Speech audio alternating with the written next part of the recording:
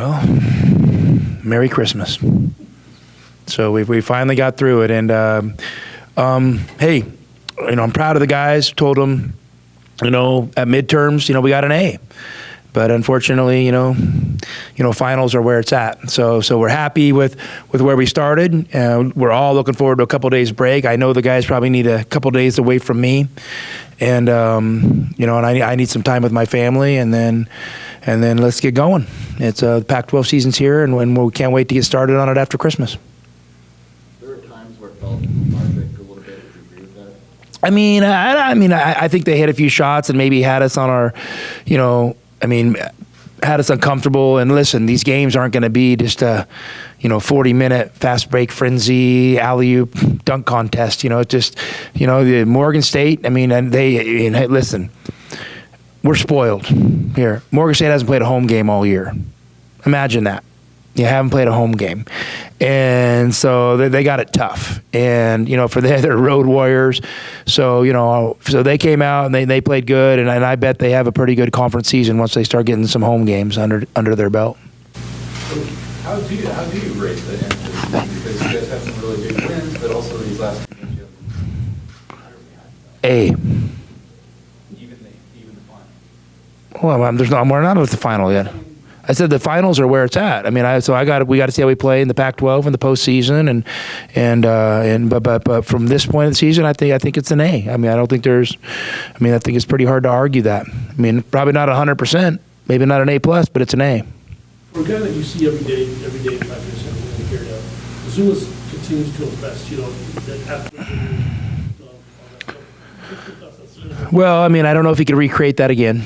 I've seen him try some of those things that haven't worked, and but Zoo's really coming on, and he's just so consistent, and he scores in different ways, and to make a couple threes today, and and he's handsy on defense. He gets out in transition. He's hitting the offensive glass. So I love where he's at, and I think he's gonna continue to improve.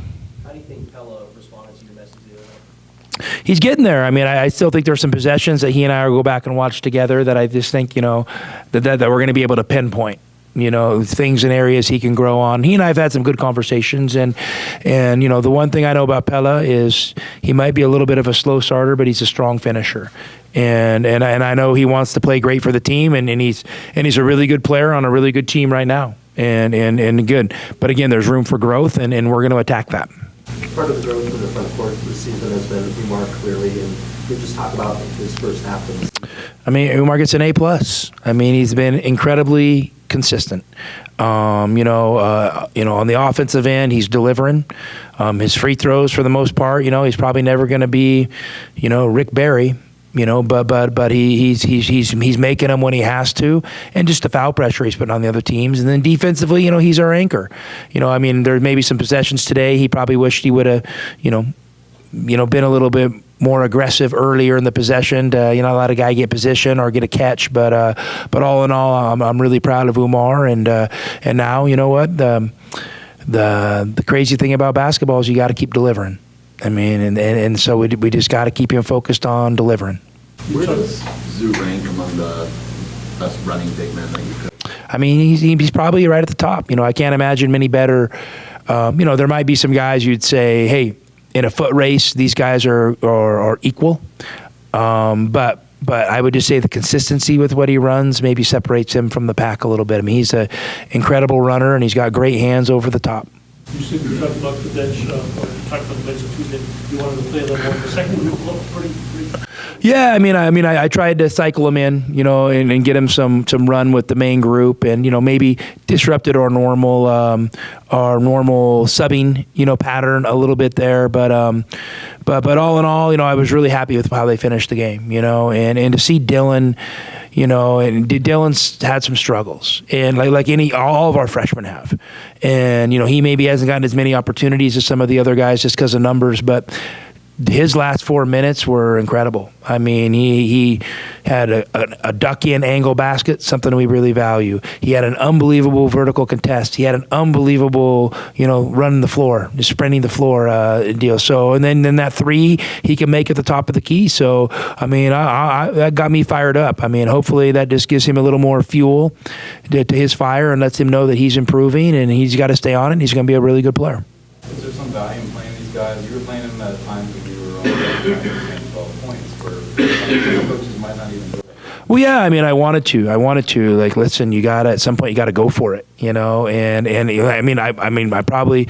should have played Sed more. And I went and kind of told him at the end, I'm trying to play some of these young guys. The young guys were going into conference season. They haven't had many opportunities, and Sed unfortunately kind of had to sacrifice, and the starters got closer to their minutes than he did, and that's something I'm aware of. But I love where Sed's at, and I'll make sure he's okay, with that. But yeah, to see the young guys come along, because we're going to need them. We're going to need them. I mean, I've been, keep continuing to say that, and I think they're getting a little bit closer. When you look back at the non-conference, like you said, you're obviously happy with it overall, but I mean, are there little things like that you've talked about like the bench and wanting to develop them more and play them more, anything like that? Well, I'm going to take a breath, and I'll probably, have my little notepad, and I'm going to be focusing on things I think we need to do to get better, and we're going to attack after Christmas. And so, for me, the preseason or the non-conference portion of our schedule is done.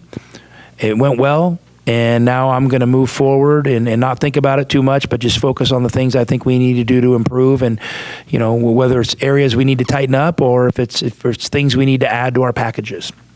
Well, do you find in these situations that a lot of stuff does strike you away, or does it really make a difference to let it sit for a couple of days and then you're like, okay, we can do this? I mean, I have a list of things I already on my mind that I want to do. And, I'll chew on those things for a couple of days and get some input from the staff, and I can't wait till December 26th.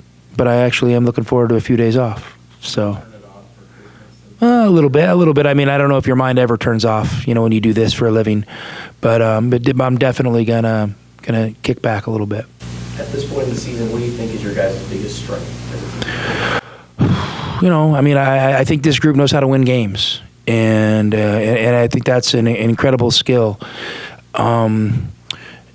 And I also think our greatest strength is I think we have room to grow. I don't think we've come close to our ceiling yet. So I'm going to be in a growth mindset and figuring out how this team can get better week by week in late December, January, February, because that's what it takes. I mean, that's really what it comes down to. So we've kind of put ourselves in position to have a successful season, and now we got to continue to double down on getting better.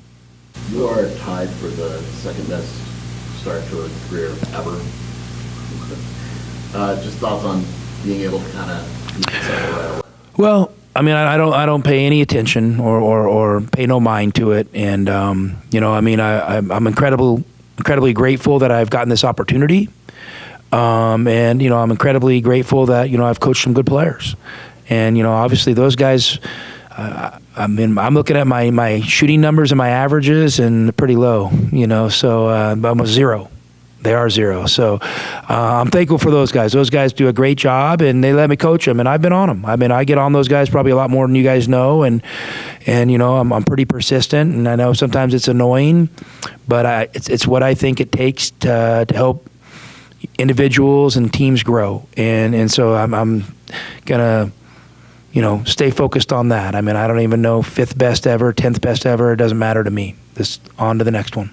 Where do you think your team has grown defensively, and then where do you think it's Well, I think there's a lot of room for growth there. And we just got to get comfortable with kind of, philosophically, we've kind of went one direction, then we kind of went another direction, and maybe we need to get in between those areas a little bit, and I just got to get comfortable, pinpointing, game by game what we got to do to be better, and I think we have a lot of room to grow at that end of the floor, and listen, I don't look at the analytic numbers. I mean, I know what our efficiency ratings are, but I don't look at how they compare to other people because I'm just focused on winning the next game and what do we got to do to win the next game. And so, and I know defensively overall we can continue to grow and get better. Do you put much stock in the three-point percentage defense?